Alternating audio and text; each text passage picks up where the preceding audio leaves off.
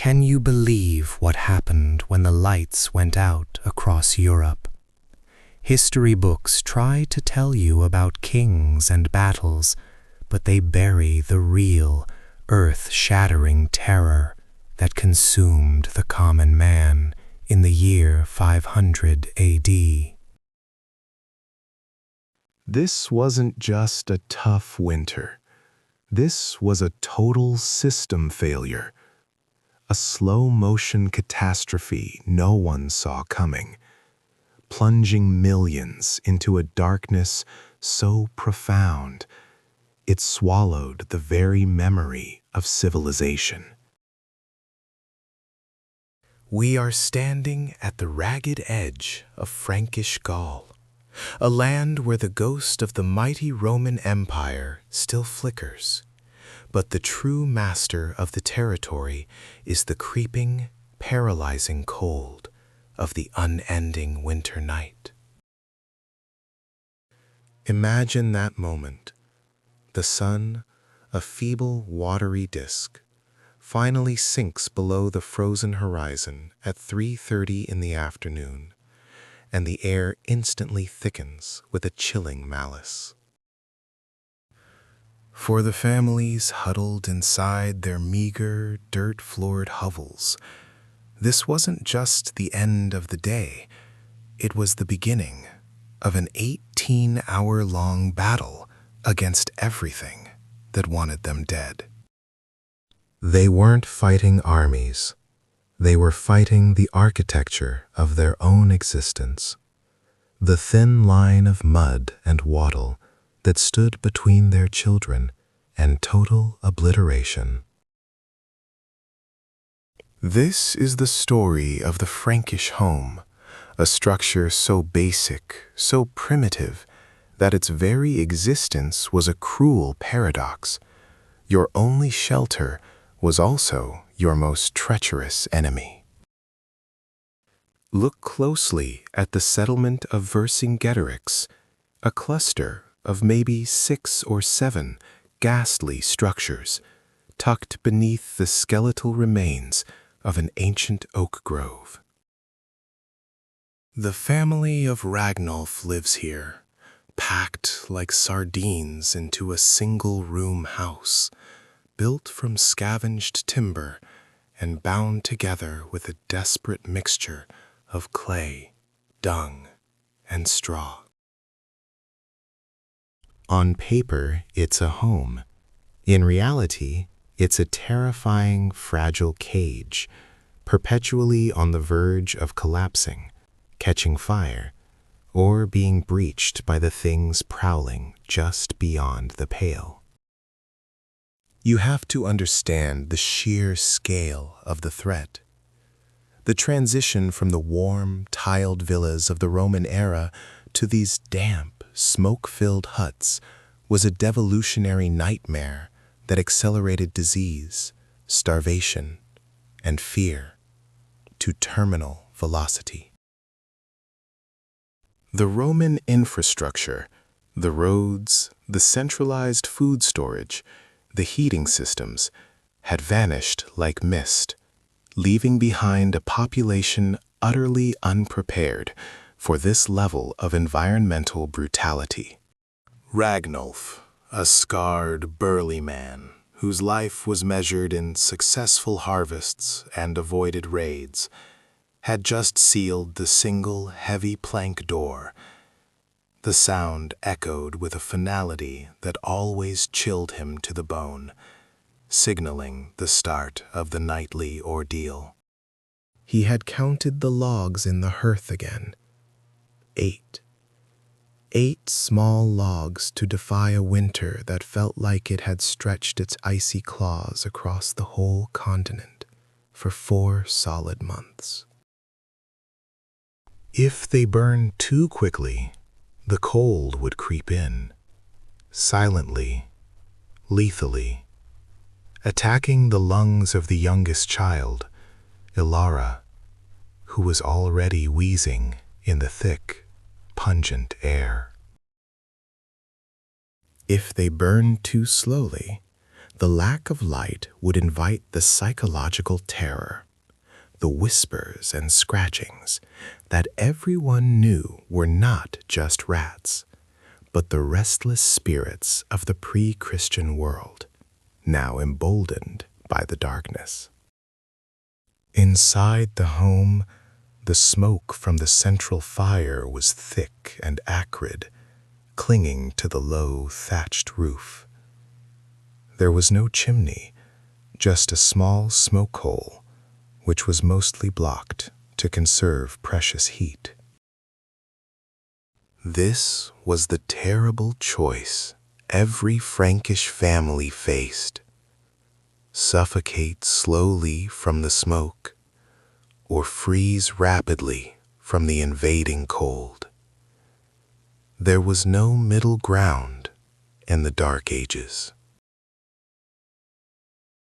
Ragnulf's wife, Berta, stirred the pot hanging over the meager flames, a thin broth of dried peas and whatever stored root vegetables hadn't yet been devoured by vermin. Their stores were dangerously low. The last harvest had been cursed by endless rain, and the neighboring villages were already circling, their hunger driving them to desperate measures. The greatest fear was not the wolves outside, though their howls were certainly close enough to turn the blood to ice. The greatest fear was the human predator. The winter stripped away all pretense of community. It turned neighbor against neighbor, tribe against tribe, all desperate to secure those few remaining resources before the frost claimed them all. Ragnulf pressed his ear against the rough timber of the wall, listening. The sounds of the night were magnified 100-fold by the surrounding silence of the frozen forest. He heard the crunch of snow, not from the wind, but from a deliberate footfall. One crunch, then another. Too heavy for a deer, too slow for a wolf. His hand instinctively went to the short, iron scramasax tucked into his belt. Every night was a gamble, every shadow a potential killer, and the greatest enemy of all was the very roof over their heads, which was about to become their tomb if he didn't secure the perimeter against the unseen siege.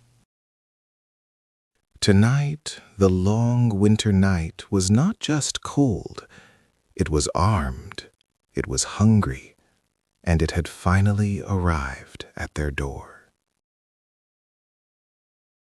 The massive, rough-hewn plank of oak groaned in protest as Ethelred threw his entire weight against it, slamming the single, terrified barrier against the crushing vacuum outside.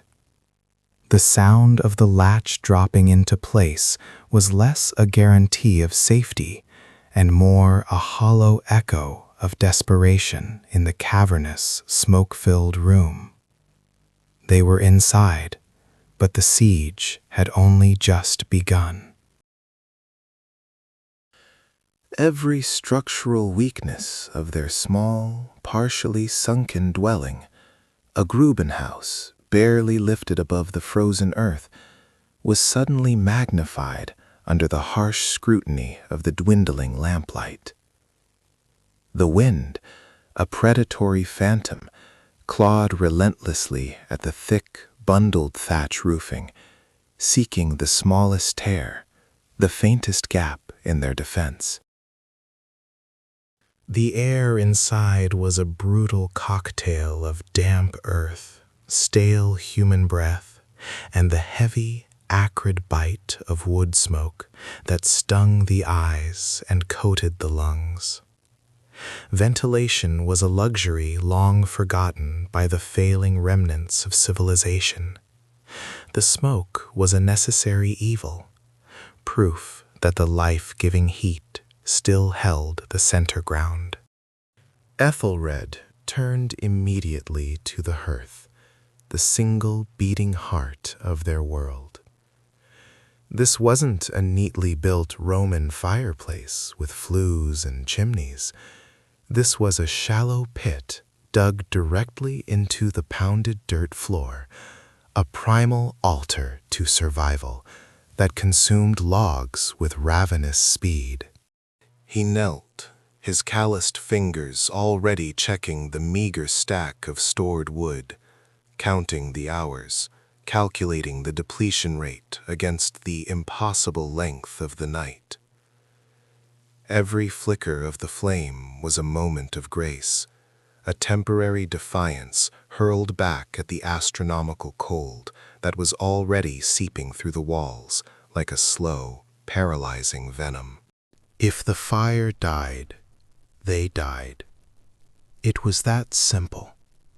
If the fire died, they died. It was that simple, that terrifyingly absolute.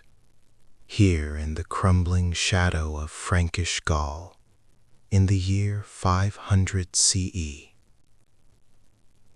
His wife, Lyra, moved with the quiet efficiency born of years spent staring down starvation and plague. Pulling heavy, coarse wool blankets over the two sleeping children who lay nestled on pallets of straw, stacked high for insulation. No one spoke loudly. Fear had taught them the discipline of silence, knowing that sound traveled too easily across the frozen landscape, inviting unwanted attention from things that hunted in the dark. The greatest terror was the isolation, the profound abandonment. The Roman roads, once vital pathways of commerce and legionnaires, were now just broken tracks, choked with snow and stalked by brigands, or worse, the restless, blood-hungry war bands of competing Frankish chieftains who cared nothing for the meager possessions of a farmer. In the Golden Age, they might have signaled for help, relied on the infrastructure of a functioning empire. Now, the failure of the Pax Romana meant the failure of the very air they breathed, forcing them to retreat into a self-contained, besieged existence, utterly dependent on the strength of their own four walls. Ethelred remembered the old stories his grandfather told, of heated floors and endless supplies of grain brought up the river by organized trade routes. Those memories were not comforting. They were a taunt, a cruel reminder of the lost paradise they now paid for with every desperate gasp of smoky air. He began the meticulous process of securing the secondary defenses, dragging heavy sacks of dried peat and stacked firewood against the interior of the door, banking it up to absorb the penetrating chill and serve as a crude second layer of armor. His hand instinctively went to the short, heavy iron axe resting beside the hearth, a tool of carpentry by day, a brutal equalizer of flesh and bone by night. This weapon was their final doctrine of defense, sharp and unforgiving. Sleep was the enemy's greatest ally.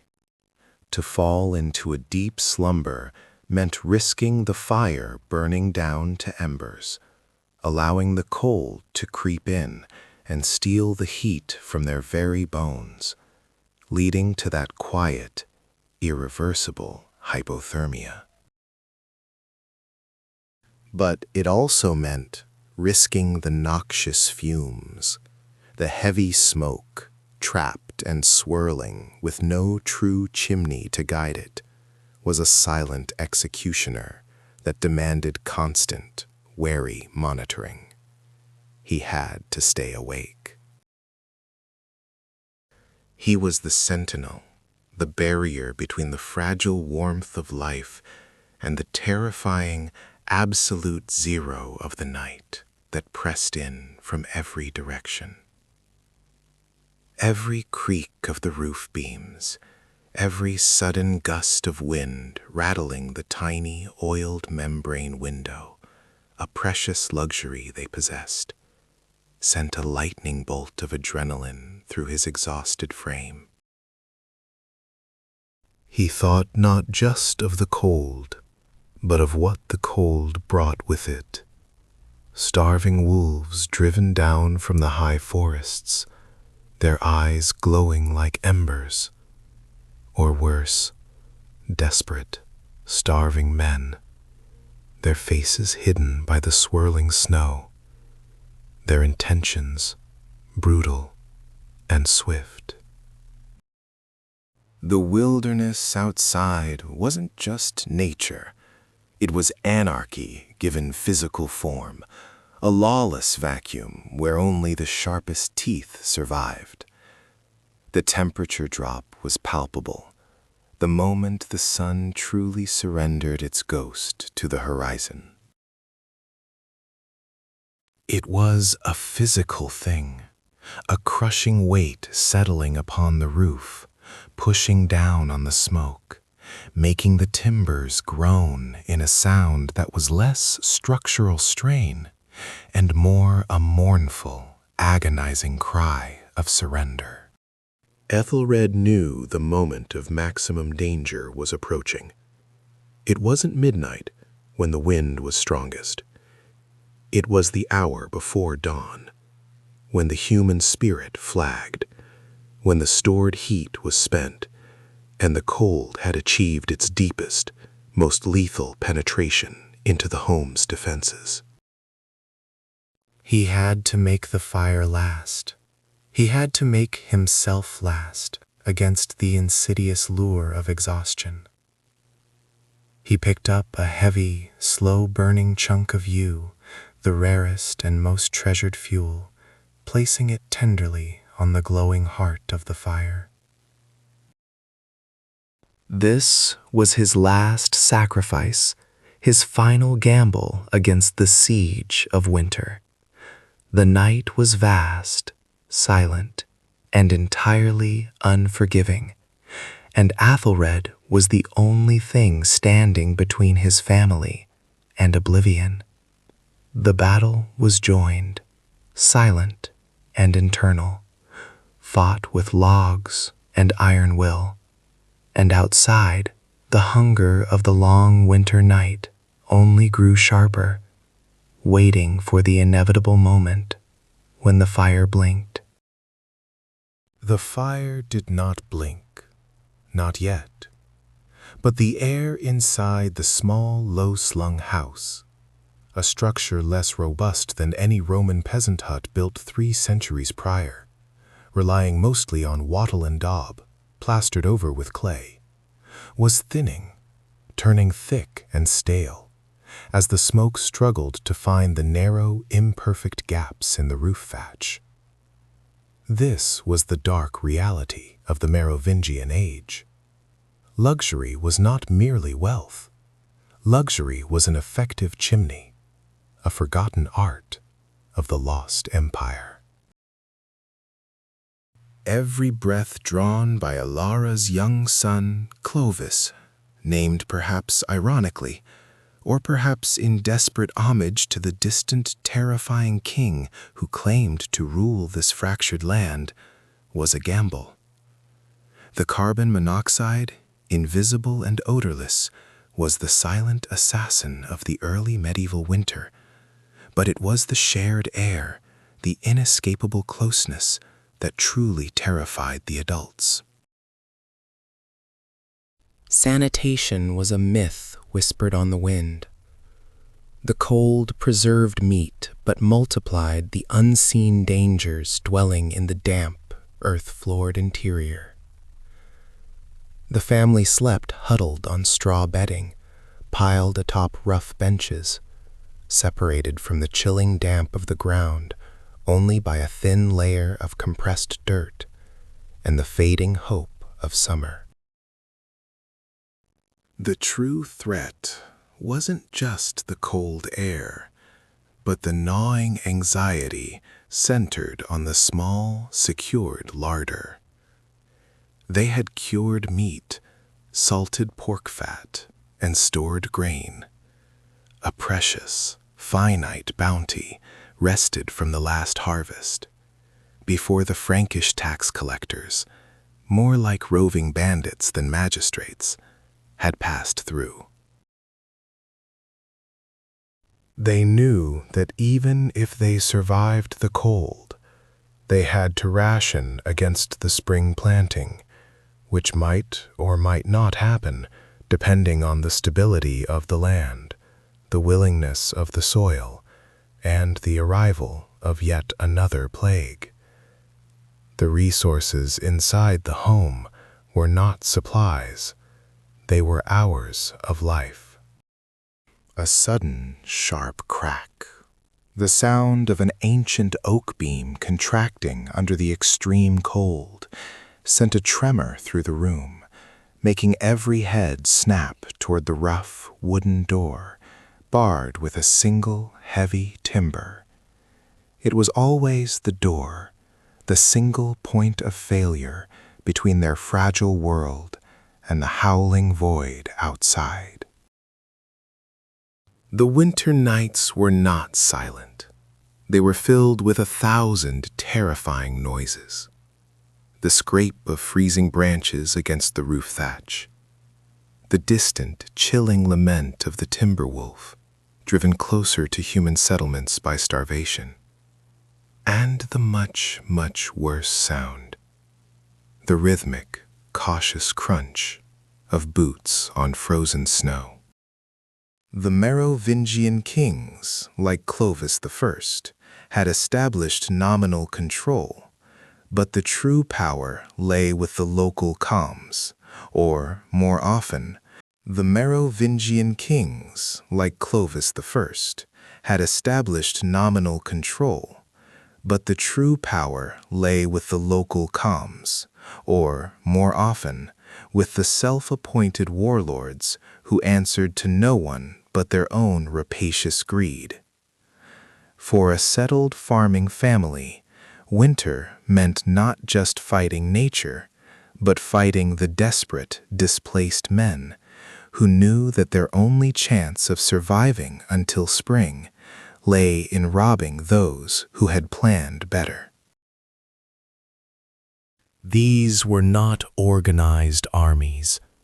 These were phantoms of the collapse, starving men stripped of land and loyalty, driven by a primal hunger that dwarfed even the ferocity of the forest predators. They stalked the edges of the tiny settlements, waiting for the flicker of weakness, the moment the fire dimmed, the moment vigilance failed. Rorik, the father, sat closest to the fire, but his eyes were fixed on the door. He held a simple, heavy spear, tipped not with high-quality Roman steel, but with hammered iron, a brittle, locally forged weapon, a tragic monument to the decaying metallurgical skill of the age. He knew if the raiders came, this spear was less a defense and more a final, futile gesture against the tide of history that was currently drowning their existence. The loss of Roman infrastructure was not an abstract political problem.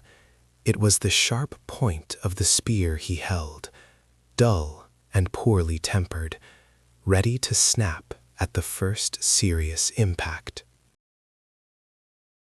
The roads, once arteries of imperial life, were now broken veins, frozen over and impassable, collapsing trade and communication. This isolation was a double-edged sword. It protected them from the largest war bands, but it also meant that no help, no refuge, no escape was possible should disaster strike. They were marooned in a sea of snow and darkness, miles from the nearest fortified castrum, and even those strongholds were often now controlled by capricious, violent counts, ready to demand exorbitant tolls for temporary safety. Safety was a commodity priced far higher than Rorik could ever afford. The memory of the Roman peace, even if idealized and exaggerated by previous generations, was a haunting specter. People Kai 500 CE were living in the ruins of a golden age, scraping a living from the rubble. The sheer difference in construction quality, heating efficiency, and structural integrity between their current home and the remnants of the villas scattered nearby was a daily, crushing reminder of how far humanity had fallen. Ilara moved silently, adding melted snow to the meager stew. The process of gathering water was itself a brutal chore, requiring brief, agonizing exposures to the sub-zero environment. Every trip outside risked frostbite and the dread possibility of surveillance, the quick glimpse of a lurking shadow that meant the family had been spotted. The risk of waterborne illness was low only because everything was frozen solid. The moment temperatures flirted with thaw, the bacteria would awaken with lethal speed. This was the cycle of fear. Either freeze to death or survive long enough to face the plague. The single tallow lamp cast long, grotesque shadows that danced with the flickering firelight, making the familiar walls malevolent presence, thick with the cold breath of the dead empire and the raw savagery of the new age. The fire was their only son, their only priest, their only protector. If it failed, the end would not be violent, but gradual, a chilling fade into oblivion within walls designed to offer safety, but now served as an icy tomb. Rorik gripped his spear tighter, his knuckles white. He heard it again, a sound too deliberate, too heavy to be a wolf. It was closer this time, a scraping at the outer wall, near where the stored firewood lay, a sound instantly recognizable to anyone living in constant fear. Someone was testing the perimeter. The winter night had finally sent its messenger, and this messenger did not bear tidings of spring, but the promise of immediate, brutal confrontation, a clash of desperation against desperation, fought in the suffocating darkness of Frankish Gaul. The silent battle inside the home was about to spill violently outward. The shattering. It wasn't the groan of settling timber or the familiar complaint of freezing earth. It was the sound of sudden, irreversible failure, a violation that ripped through the fragile silence of the hearth like a blade through silk. The wattle and daub wall, weak where the winter moisture had found purchase, exploded inward in a spray of frozen mud and splintered hazel sticks. The icy blast that followed was not merely cold, it was the breath of the wilderness, a predatory lung collapsing on the small, desperate core of human warmth that was Lucian's home. Three shadows, immense and terrifying in the instantaneous chaos, surged into the breach, their crude metal axes catching the dying light of the embers. These were not disciplined warriors of Clovis, but the starving dregs of the fragmented Frankish world, men who had traded their loyalty for the immediate, terrifying promise of survival, their eyes wilder and more desperate than any wolf's. They smelled of stale wood smoke, unwashed leather, and the sour reek of pure, murderous hunger. Lucian, who had been bracing himself for this exact nightmare since the moment the supply cart had failed to arrive 6 weeks prior, moved with the desperate, panicked speed of a man cornered. His weapon wasn't a military-grade spatha of lost Roman glory, but a heavy, rust-pitted agricultural hoe, its edge crudely sharpened. He roared, a sound torn from the deepest part of his chest, a purely animalistic rejection of their fate, and swung low, aiming not for the kill, but for the immediate incapacitation that would buy them a single precious second. The impact against the knee of the first intruder was sickeningly solid, a crunch that echoed the finality of a breaking bone, and the man went down, screaming a curse in guttural foreign Frankish that chilled the blood more than the frigid air. The second attacker, startled by his companion's sudden, brutal collapse, hesitated, lifting his own short axe. But this fractional delay was fatal. Lucian's wife, Ilara, moving with a speed born of pure, distilled maternal terror, hurled a heavy ceramic pitcher of water, not at the men, but directly into the glowing embers of the hearth.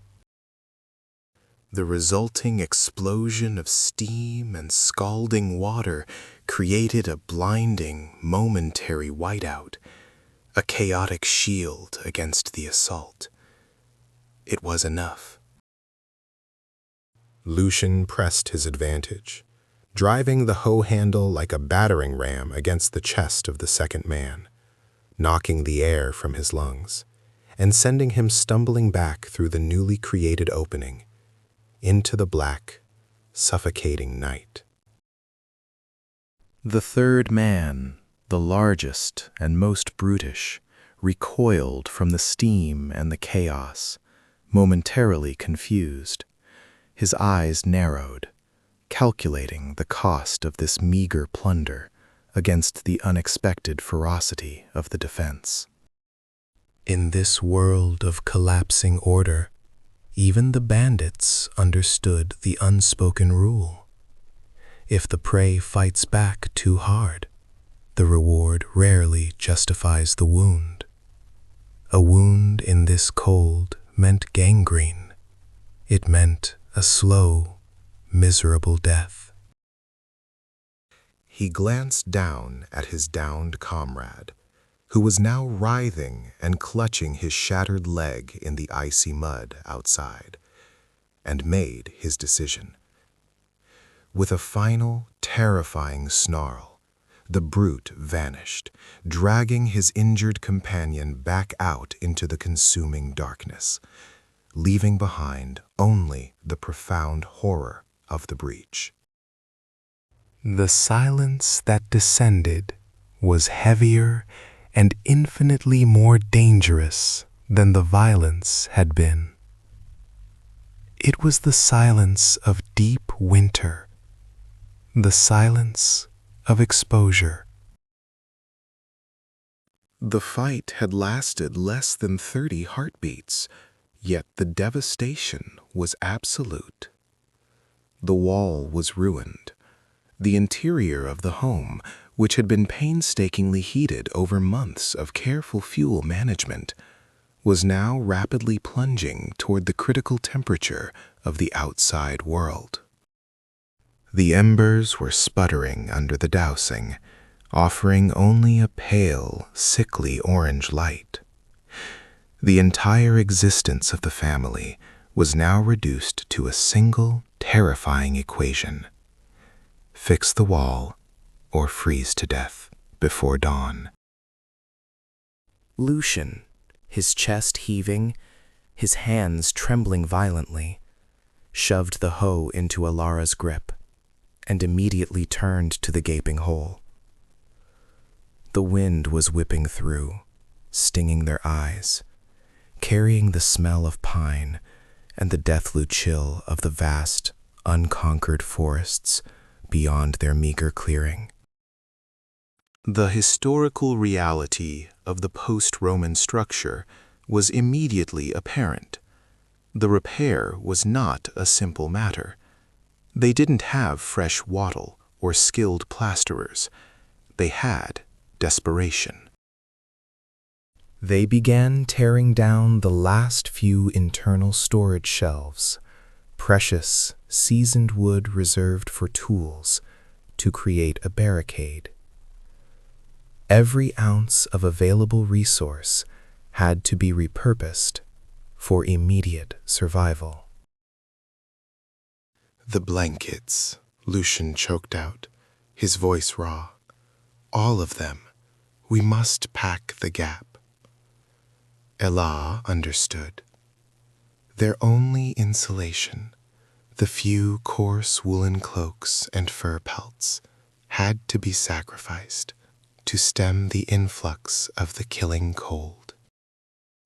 This was the true, silent war of the 5th century, a battle not against swords or disease, but against thermodynamics.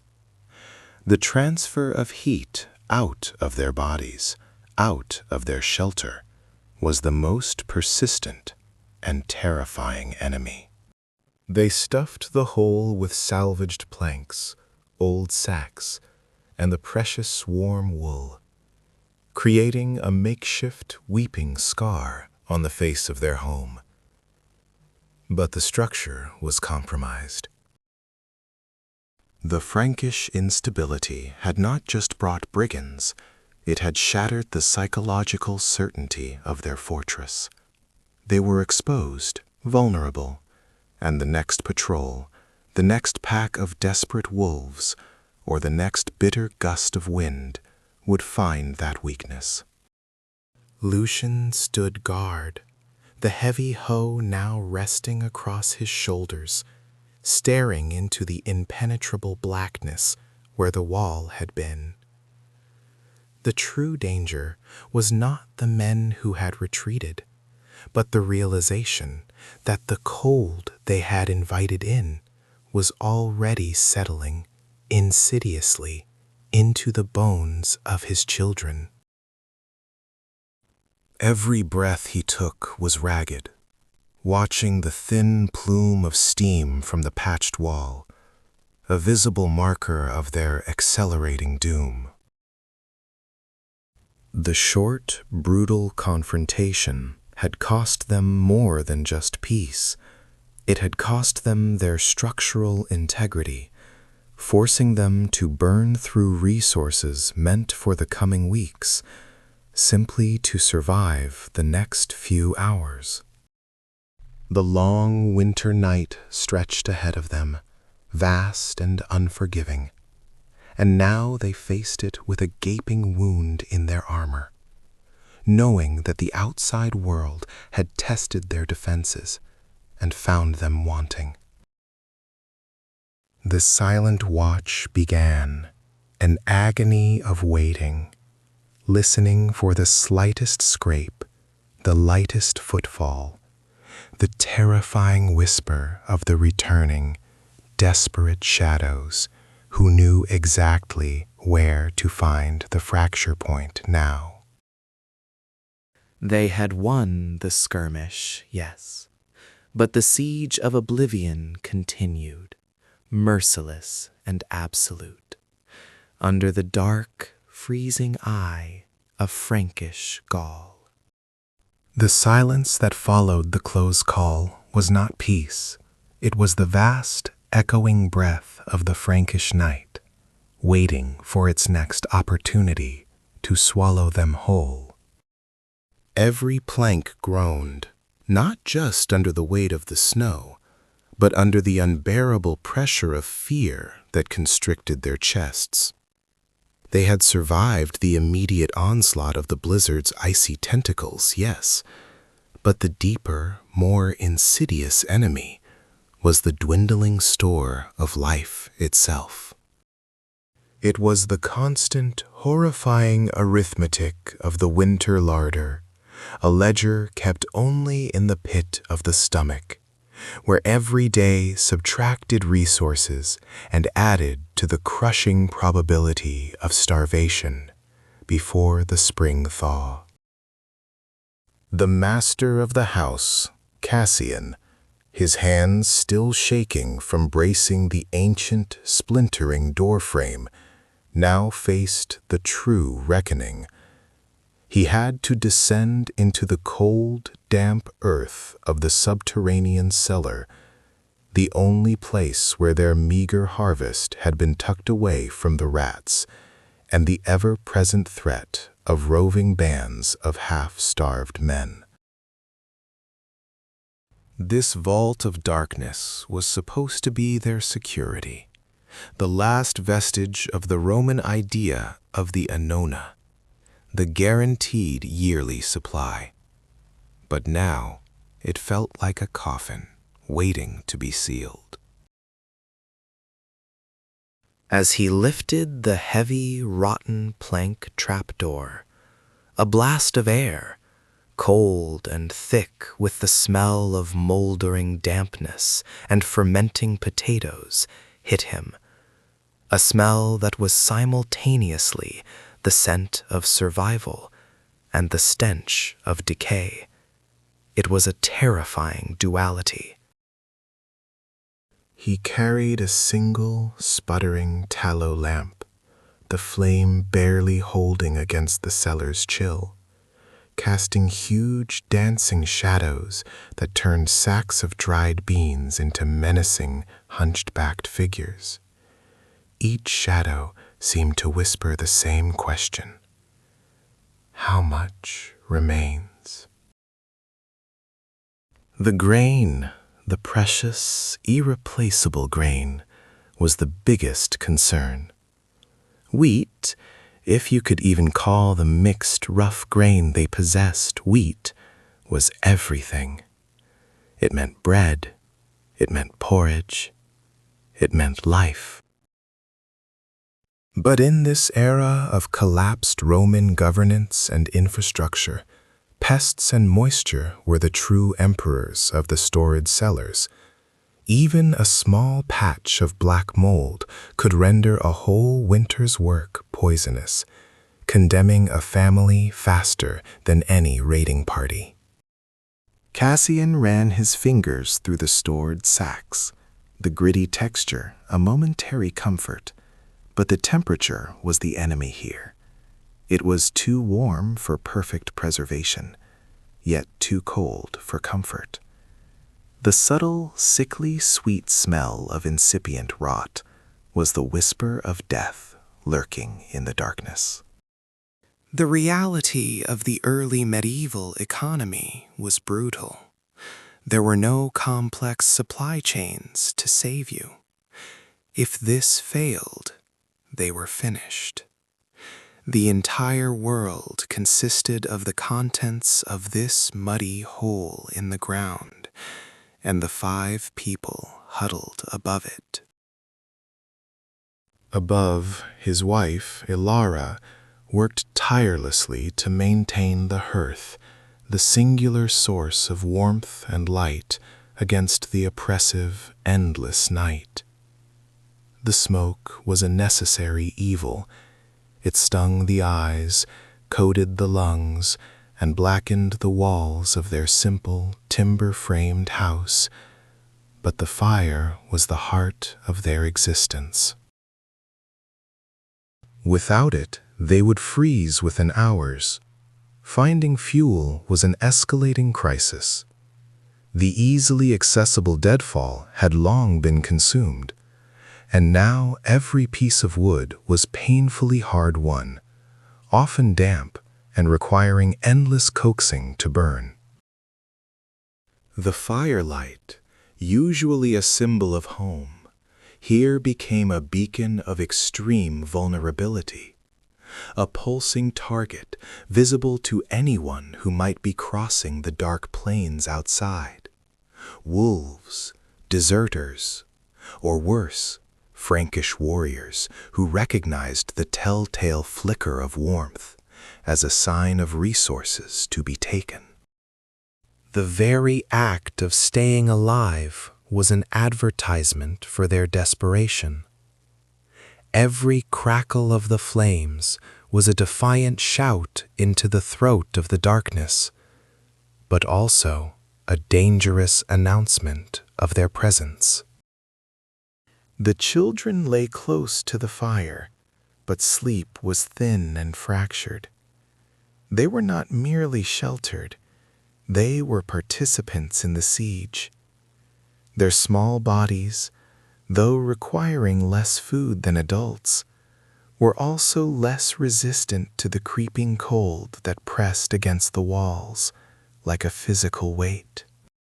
They knew the silent rule of the house: waste nothing, complain less. They listened to the terrifying sounds of the winter night, the distant, mournful howl of the wolf packs, grown bolder by the scarcity of prey, and the grinding, shifting sounds of the frozen earth itself. These sounds, magnified in the echo chamber of their isolated home, transformed by fear into the approach of unseen enemies. Was that the wind rattling the ill-fitting shutters, or the stealthy tread of leather boots on frozen ground? They had no way to know.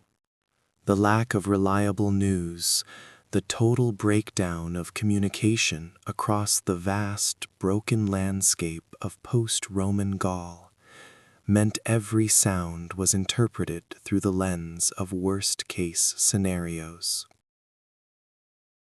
The world had become a series of terrifying assumptions, and the worst assumption was that everyone else outside was either dead or coming to kill you for the last sack of grain.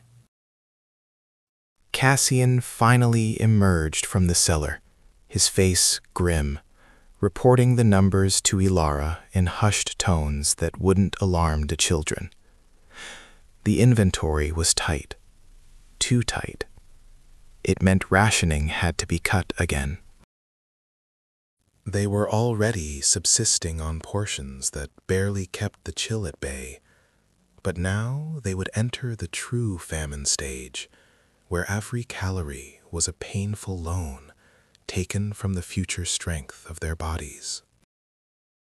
The long winter nights stretched out ahead of them like an insurmountable mountain range of pure blackness and cold, each one requiring a miracle of sheer will to survive until the weak, pale light of dawn returned, offering only a temporary reprieve. They were not just facing cold or hunger. They were facing the ultimate disintegration of order, protected only by the flimsiest of walls and the desperate, burning hope that someone somewhere remembered the sun.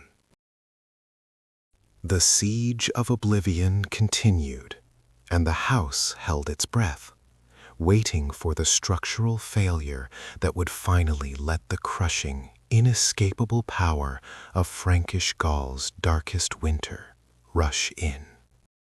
They had survived the night, pushing back the external threat of structural collapse just long enough to see the gray, miserable light of another day filter through the few small, oiled linen windows. But the dawn brought a silence far more chilling than any blizzard roar. It was the silence of emptiness, the terrifying realization that the walls might hold, but the people inside were failing. The reserves, the miserly scraps of stored life, were critically low. Every breath drawn in the damp, smoky air of the hovel carried the microscopic certainty of contagion, a hidden invader more patient and deadly than any barbarian warband. The internal siege had begun, turning the sanctuary into an incubator of human misery. The pottage, the grim, lukewarm lifeblood of the early medieval family, was now thinner than weak tea. It was mostly boiled water, maybe a few precious, shriveled dried beans, if they were lucky, and the desperate, metallic taste of ground barley, stretched to the absolute breaking point, to last until the impossible date of spring. This wasn't nutrition. This was caloric espionage, tricking the body into believing it wasn't already consuming its own muscle tissue, just to keep the heart beating through the 16 hours of pitch-black darkness that defined the long winter cycle in Frankish Gaul. And then came the cough. Not the shallow, phlegmy nuisance of a common cold, but a deep, ripping sound that clawed its way out of young Ilara's lungs, echoing unnervingly off the rough, smoke-blackened rafters built from scavenged timber. In this era, before sanitation was even a dream, before even the faintest whisper of germ theory, any persistent fever or lingering sickness was an eviction notice from life itself, a final decree issued by the brutal court of nature.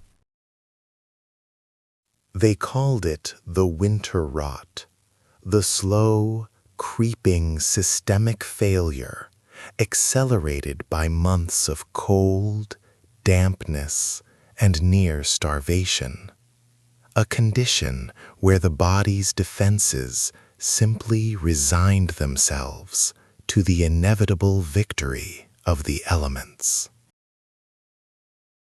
The desperate parents could do nothing but offer the child a few sips of watered wine, the only liquid they possessed believed to hold any healing power, desperately hoping the weak alcohol could somehow burn out the sickness, the way fire burned out the damp.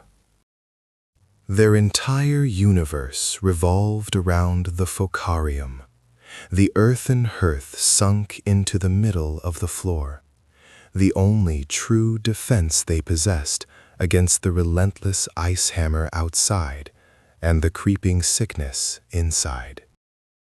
The fire was not merely for cooking or warmth. It was the psychological anchor, the tiny flickering soul of the house.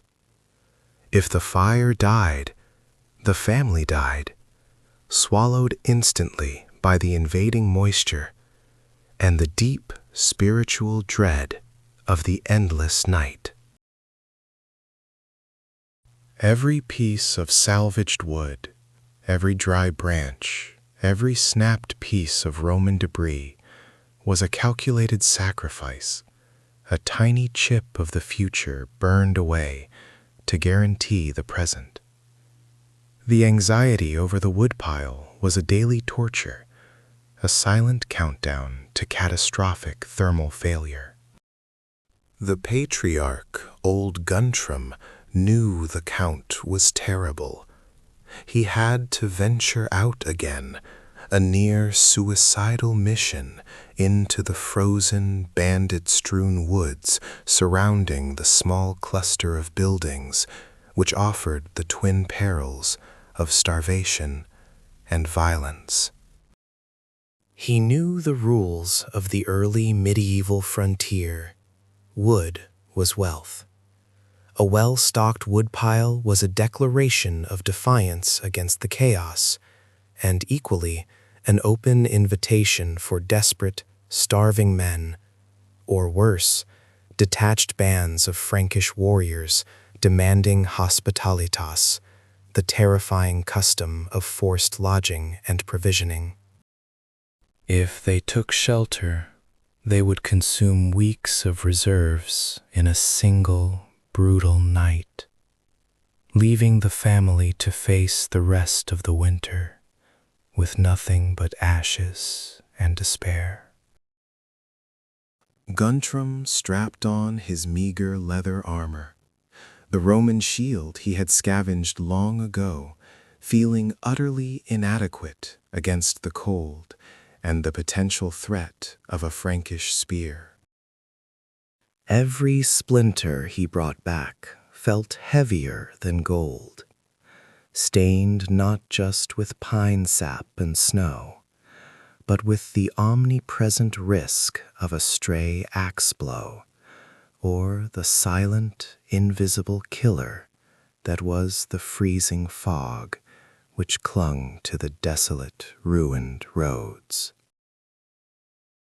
He moved with the focused paranoia of a hunted animal, avoiding the tracks that led to the crumbling Roman villas, which were now just staging grounds for brigands, or temporary headquarters for the shifting Frankish warbands. He was hunting for deadfall, anything that required minimal chopping, because the sound of his axe was a dinner bell for every desperate soul within a mile radius, advertising both his presence and the precious resource he sought. The sun, when it appeared at all, was a cruel, pale imitation of summer's generous warmth, offering only enough light to confirm the misery. For the rest of the day, their light source was animal fat, rendered tallow lamps that sputtered and wept toxic smoke, burning away their remaining oxygen faster than the fire burned the wood. This dim, unsteady light warped the shadows in the smoky interior into grotesque, hostile shapes, a psychological torture chamber where the line between reality and the spectral horrors whispered about by the few remaining priests blurred entirely. They were prisoners of the darkness, trapped in the inescapable knowledge that the outside world had ceased to care, or perhaps had simply ceased to exist at all, beyond the reach of their single, flickering light source. Sleep was a luxury only the completely exhausted could afford, haunted by the specter of starvation dreams and the constant, hyper-vigilant ear listening for the snap of a twig outside, or the terrifying, distinctive groan of the roof beam, finally surrendering to the tons of frozen snow above. The early medieval night was not merely the absence of light. It was a hungry, palpable entity, stretching its cold, skeletal fingers through every crack and chink in the wattle and daub walls, relentlessly pulling the heat away from the vulnerable bodies huddled within. This was the brutal equation of the 6th century Gaul. The house was a vessel, constantly leaking heat and life, and the winter was the crushing sea, waiting patiently for the vessel to finally sink beneath the waves of ice and darkness. They had fought the structural failure. They were battling the sickness and the hunger, but the greatest enemy remained the simple, agonizing persistence of time, dragging them slowly, inexorably, toward the inevitable fate planned by the long, dark, unforgiving winter. The siege of oblivion was entering its darkest phase, and the family knew, deep in the marrow of their bones, that they were running out of miracles. The final crushing blow, delivered by the endless night, was not the hunger pang, but the smell. It was the smell of rot, the sickening sweet decay that permeated the single room, a silent predator stalking the meager stores they had risked everything to acquire back in the brief golden light of autumn. Every breath Mael took was laced with the metallic scent of damp earth and the irreversible knowledge that the cellar, their supposed vault of survival, had betrayed them. The few remaining sacks of dried beans, precious beyond measure, were hosting a thriving colony of unseen enemies, weevils, the tiny drilling armies that turned life-sustaining protein into dust and frustration. This was the true terror of the early medieval winter, the relentless internal sabotage of their future, the unseen war fought against mold and mandible. The very ground they stood on felt poisoned by failure. Listen closely. Beyond the howl of the wind tearing at the thatch, there was a scratching, a persistent, maddening chorus that scraped against the inside of their skulls. Rats. They were not just pests. They were the embodiment of entropy. Sleek, black shadows moving with impunity through the structural gaps in the wattle and daub walls, challenging the very notion of home. Ilara, her face gaunt and pale, found herself staring into the shadows for hours, convinced that the creatures were growing bolder, their beady eyes reflecting the dim light of the tallow lamp with malicious intelligence. Sleep was a luxury only the dead could afford. The tension in the hut was a visible thing, a shimmering curtain of fear draped between the husband and wife. Every cough from their youngest child, every sudden silence, every creak of the timber frame was magnified into an omen of doom. They were living on raw nerves, their emotional reserves utterly depleted by the siege. This wasn't a Roman stone villa built to withstand centuries of neglect. This was a post-in-the-ground dwelling, a rough-hewn shield against a world that demanded granite armor. The Frankish home, often simple wattle and daub plastered over a wooden frame, was designed for rapid construction, not eternal defense against the elemental fury of 500 CE. The cruel fact of the matter was that the freezing rain and subsequent thawing cycles were systematically dismantling their sanctuary. The clay and dung mixture of the daub was cracking, shrinking back from the upright posts, leaving hairline fractures that acted as highways for the cold, and worse, the moisture. Male had spent the meager daylight hours desperately trying to patch these wounds with whatever mud he could scrape from the frozen ground, knowing that he was only delaying the inevitable structural collapse. Water seepage meant damp bedding, damp clothing, and the rapid onset of the deadly cold sickness, pneumonia, the silent executioner of the era that stalked every damp corner. The sheer length of the night was the final weapon. The sun, when it finally dragged itself above the horizon, felt like a cruel joke, a brief, grudging interlude before the crushing weight of the 18-hour darkness descended again. The darkness of c. 500 CE was not merely the absence of light. It was a physical entity, a smothering blanket woven with superstition and dread. They whispered ancient, half-forgotten Roman and Gallic tales, twisted now with Frankish brutality, about the Silvestres, the spirits of the wild woods, who were driven by the hunger just as surely as mortal men. These weren't cuddly folk myths. These were desperate warnings about entities that stole breath and warmth. Spirits whose footsteps sounded suspiciously like the crunch of snow outside their makeshift door, getting closer by the hour.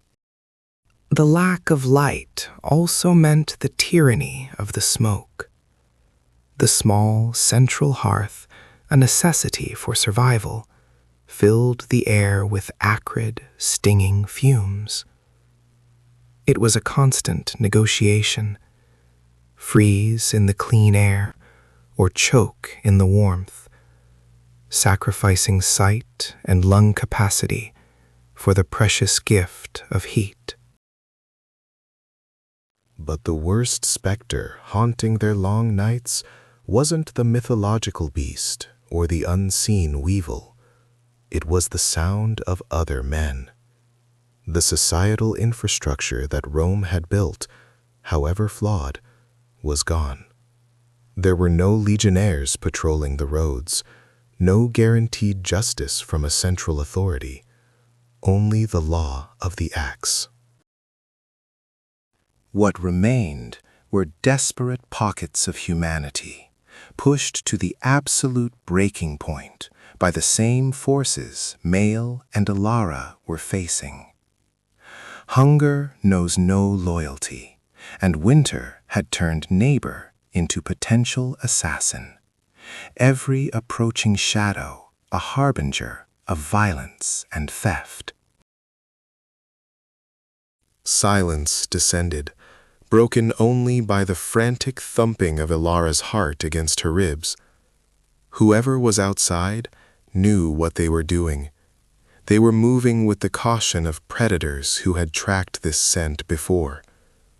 They were professionals of survival. The stakes were astronomical. If they were discovered, the invaders would take everything: the last reserves of grain, the precious few hides, even the thin layer of straw protecting them from the frozen earth. But worse, they would take the fire. Stealing the hearth meant a death sentence delivered by the frost within hours, a slow, agonizing end. Mael pressed his eye against a tiny chink in the wall, praying the snow had not fully melted, hoping the darkness was thick enough to hide his presence. He saw a shape, indistinct but unmistakably human, crouched low, testing the ground near their meager pigsty. They weren't after the pig yet. They were assessing the defense, calculating the risk versus the reward. This was it. The siege had been joined by a visible enemy, flesh and blood, driven mad by the cold, ready to commit unspeakable acts just to see another dawn. The early medieval home was not a sanctuary. It was a bunker, and the trigger had just been pulled on their fragile existence. Mael steadied his breathing, the cold iron heavy in his grip, preparing for the inevitable, brutal fight that this unforgiving winter had planned from the very beginning. They were out of miracles, but they still had the will to kill, to protect the few flickering lights that remained. The will to fight was a desperate prayer shouted into the void, but the cold was a relentless executioner, laughing at human resolve as it pressed the iron clamp tighter around their small world. They had burned the last of the dry kindling, the meticulously saved scraps of oak that were meant to last until the spring thaw, a thaw that now felt like a cruel, fantastic myth whispered by a dying Roman ghost. The central hearth, which had been the pulsating heart of their besieged existence, was nothing but a bed of gray, mocking ash, offering no heat, only the memory of warmth. The air inside the small, cramped structure was turning toxic, heavy and stagnant, a cocktail of exhaled breath, smoke residue clinging to the low rafters, and the sickly sweet, overwhelming smell of fevered sweat, breeding contagion faster than any plague ship. Little Marcus, who had been feverish for 3 days, now coughed a rattling sound that echoed like stones shifting in a grave, a sound that chilled the parents more profoundly than the icy drafts slicing under the door lintel. They knew the danger with a certainty that was paralyzing. The unforgiving conditions of the single-room longhouse meant that if one fell fully ill, the whole family was already standing on the precipice of ruin, too weak and starved to properly care for the sick, and too terrified to expel them into the killing frost outside. This wasn't just physical survival. It was a deadly epidemiological lottery played every single minute against unseen, silent killers who needed no weapons but the failure of ventilation. Valerius, the patriarch, felt the gnawing emptiness in his stomach, the hunger. It was a deep, physical pain, yes, but more dangerously, it was a corrosive acid eating away at rational thought, pushing him toward the unthinkable necessity of total sacrifice. He had hidden a single ancient dried pig rind, preserved with salt, that had cost a fortune in the failing trade routes, meant only for the absolute direst emergency.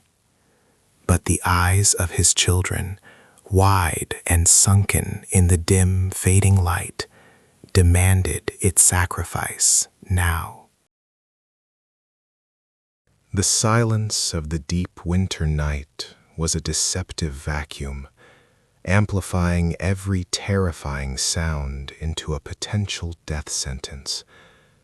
The scratch of a rat seeking warmth in the thatch roof above their heads, the far-off echoing howl of a hungry wolf pack that had grown dangerously bold since the total collapse of the village watch system. Frankish instability didn't just mean human raiders. It meant the catastrophic failure of all communal protection, leaving them utterly and completely alone against the primal predators of a broken world. They lived quite literally on the ruins of greatness, historical and structural. Valerius remembered his grandfather talking in hushed tones about the massive Roman granaries, structures built of such formidable stone and engineering prowess that they could feed a legion for a decade. Now, all looted, burned, or simply abandoned to the merciless elements, their doors gaping open like broken jaws. That systematic failure, the end of the state-sponsored food redistribution system, the Annona, was the true, ultimate cause of this starvation, not just a seasonal anomaly. The simple, essential act of obtaining clean, potable water was now an hour-long, agonizing negotiation with the frozen riverbank, forcing them to scrape ice and melt contaminated snow over the last of the dwindling fuel, risking both catastrophic exposure and deadly intestinal parasites. Roman engineering had provided aqueducts and clean, flowing springs.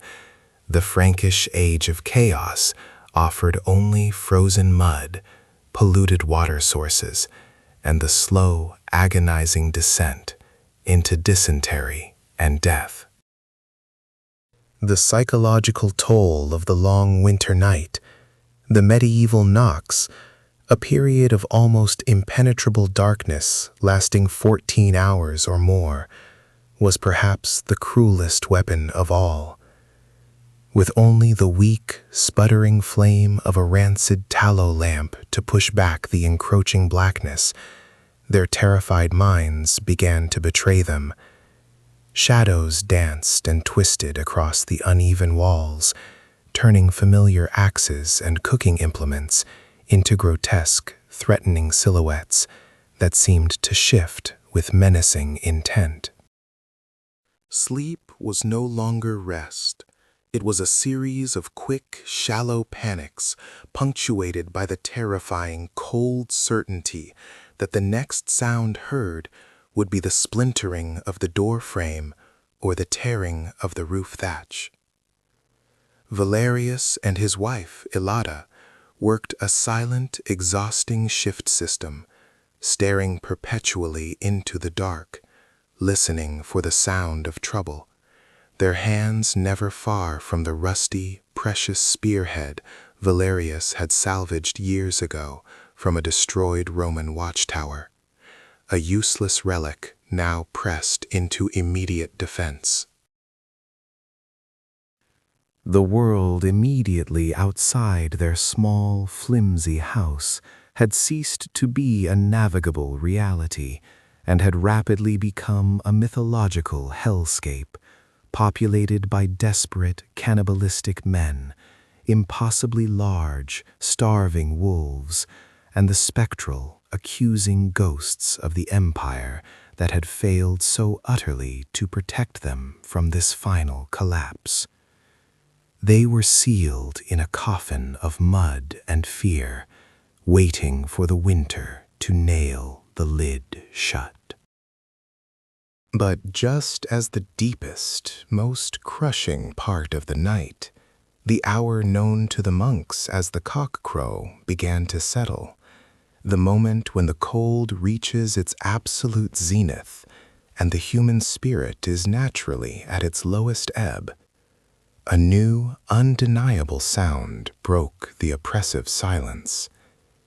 It wasn't the shriek of the wind, nor the familiar, predictable scratching of rodents in the thatch.